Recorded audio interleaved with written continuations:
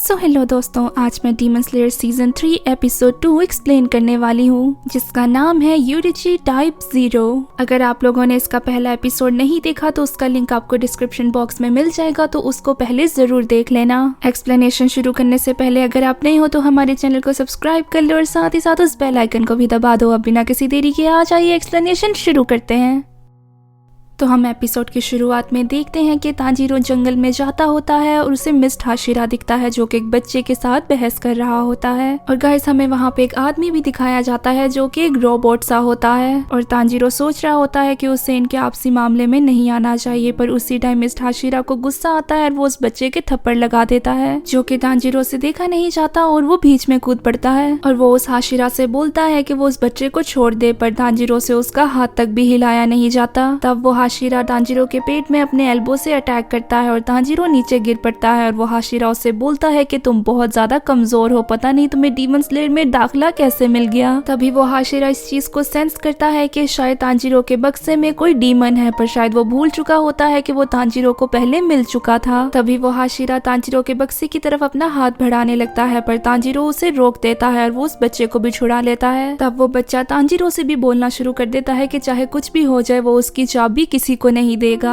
क्योंकि ये टूट जाएगा। तभी वो हाशिरा उस बच्चे की भी इंसल्ट करता है और उसे कहता है कि अगर ये टूट गया तो दोबारा से नया बना लेना। और वो कहता है कि तुम्हारी बहस के चक्कर में इस वक्त कितने ज्यादा लोग मारे गए होंगे और मेरा कितना ज्यादा वक्त वेस्ट हो गया। तुम जानते हो कि एक हाशिरा का वक्त उसके लिए कितना ज्यादा इम्पोर्टेंट होता है और तुम लोग सिर्फ हथियार बना सकते हो, उससे किसी की जान नहीं बचा सकते। इसीलिए अब बकवास बंद करो, अपने औकात में रहो और मुझे चाबी दो। जिसपे तांजीरो काफी ज्यादा फ्रस्ट्रेट होके उस पे चिल्लाता है और उसे कहता है कि तुम उसकी इंसल्ट कैसे कर सकते हो, एक स्वॉर्ड्समिथ भी होना काफी ज्यादा बड़ी बात है, क्योंकि अगर ये लोग हमें तलवार बना के नहीं देंगे तो हम लड़ेंगे कैसे। जिसपे वो हाशिरा उसकी बात को टोकते हुए बोलता है कि मुझे तुम्हारी बोरिंग स्पीच सुनने में कोई इंटरेस्ट नहीं है। और वो उसकी गर्दन पे चोप मारता है और उसे बेहोश कर देता है। और फिर हम देखते हैं कि वहाँ पे छुप के होतारो भी ये सब देख रहा होता है। और जब तांजीरो बेहोश हो जाता है वो उनके पास चला जाता है, पर जैसे ही तांजीरो होश में आने लगता है होतारो वहाँ से भाग जाता है। और तांजीरो उठ के ये पूछता है कि क्या होतारो यहाँ पे आए थे। और जो बच्चा तांजीरो के साथ होता है जिसका नाम कोतेत्सु है, वो उससे झूठ बोलता है और कहता है कि नहीं, वो यहाँ पर नहीं आए थे। और मिस्ट हाशिरा तब वहाँ से चाबी लेके चला जाता है, पर तब तांजीरो उस बच्चे से पूछता है कि उसके साथ जो चीज खड़ी थी वो क्या थी। जिसपे कोतेत्सु बताता है कि वो एक मैकेनिकल डॉल है जिसको चलाने के लिए एक चाबी चाहिए होती है। और उस डॉल के अंदर 108 तरह के मूव्स डाले गए हैं, जो कि आराम से किसी भी आम इंसान को हरा सकता है। और इन डॉल्स को हाशिरा की ट्रेनिंग के लिए यूज किया जाता है। वो तांजीरो को उस डॉल का नाम भी बताता है जिसका नाम यूरिची टाइप 0 होता है। और तभी उन्हें तलवार चलाने की आवाजें आना शुरू हो जाती हैं और वो जाके देखते हैं कि वो हाशिरा ने उस डॉल के साथ ट्रेनिंग शुरू कर दी होती है। तभी तांजीरो को तेत्सु से पूछता है कि इस डॉल के 6 बाजू क्यों हैं। तो ये डॉल जो होती है वो इस बच्चे के पूर्वजों ने बनाई होती है, वो भी एक असली योद्धा तलवारबाज पर, जिसका नाम यूरिची होता है। और यूरिची के मूव्स की बराबरी करने के लिए उन्हें इस डॉल को 6 बाजू देने पड़ते हैं। और तांजीरो को ये बात पता होती है कि उसने इस बंदे को कहीं देखा हुआ है, इसीलिए वो उस बच्चे से पूछता है कि ये तलवारबाज कौन था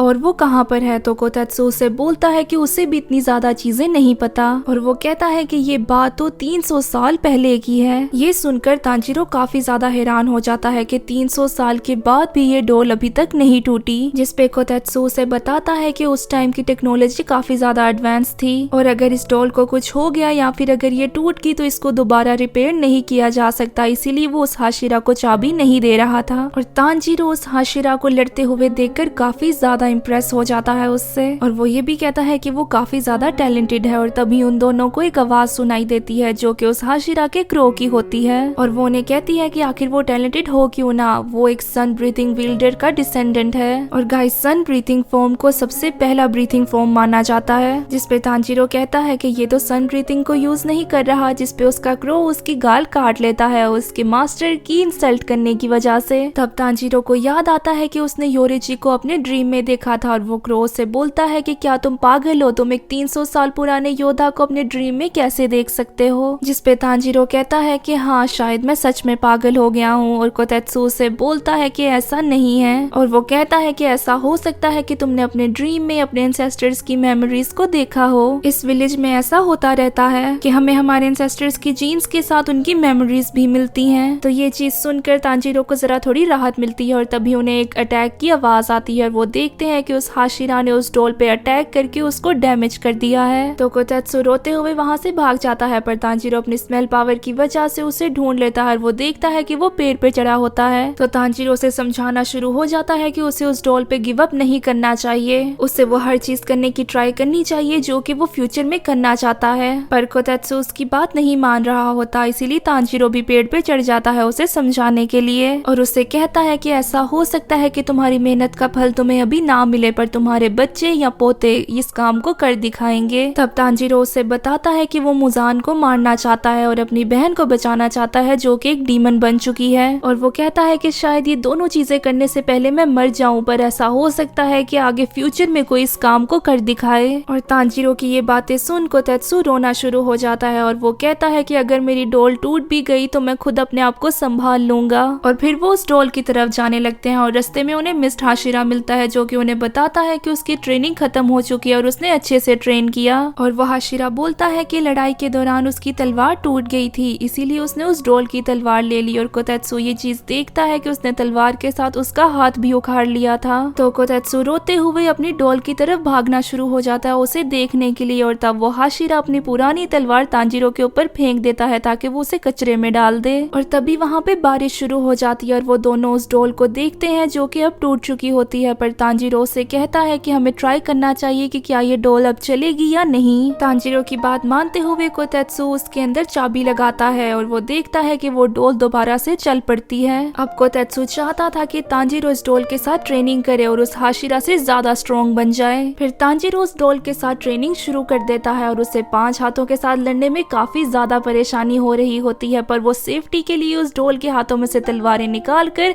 लकड़ियां लगा देते हैं। तब कोतेत्सु तांजीरो को बोलता है कि जब वो उस हाशिरा से ज्यादा पावरफुल हो जाएगा तो उसे कौन सी गाली देनी है, पर तांजीरो उसे ये सब बोलने से मना कर देता है। फिर हम देखते हैं कि तांजीरो की उस डॉल के हाथों काफी ज्यादा धुलाई हो रही होती है, पर कोतेत्सु उसे मोटिवेट करने के लिए उसकी इंसल्ट करना शुरू कर देता है। वो तांजीरो से ये भी कहता है कि जब तक वो हाशिरा से ज्यादा स्ट्रॉन्ग नहीं बन जाता वो उसे खाने पीने के लिए कुछ भी नहीं देगा। ऐसे ही 5 दिन गुजर जाते हैं और तांजीरो की मरने वाली हालत हो जाती है, पर फिर भी कोतेत्सु उस पे रहम नहीं खा रहा होता क्योंकि वो सिर्फ 10 साल का और उसे नहीं पता कि एक इंसान की बॉडी कितना सहन कर सकती है। पर तभी वहाँ पे बारिश होना शुरू हो जाती है और तभी तांजीरो को थोड़ा पानी पीने को मिल जाता है। तब जब वो दोबारा से ट्रेनिंग शुरू करने लगता है तो तांजीरो को ऐसा इल्यूजन आता है कि वो मर चुका है और उसकी आत्मा कहीं आफ्टर लाइफ वाली जगह पे चलेगी और वो एक पुल पार कर रहा है, पर उसकी आत्मा पानी में बेहोश होके गिर जाती है और नदी में कुछ हाथ तांजीरो को पकड़ लेते हैं और उसे नदी के नीचे एक चमकती हुई चीज भी दिखाई देती है।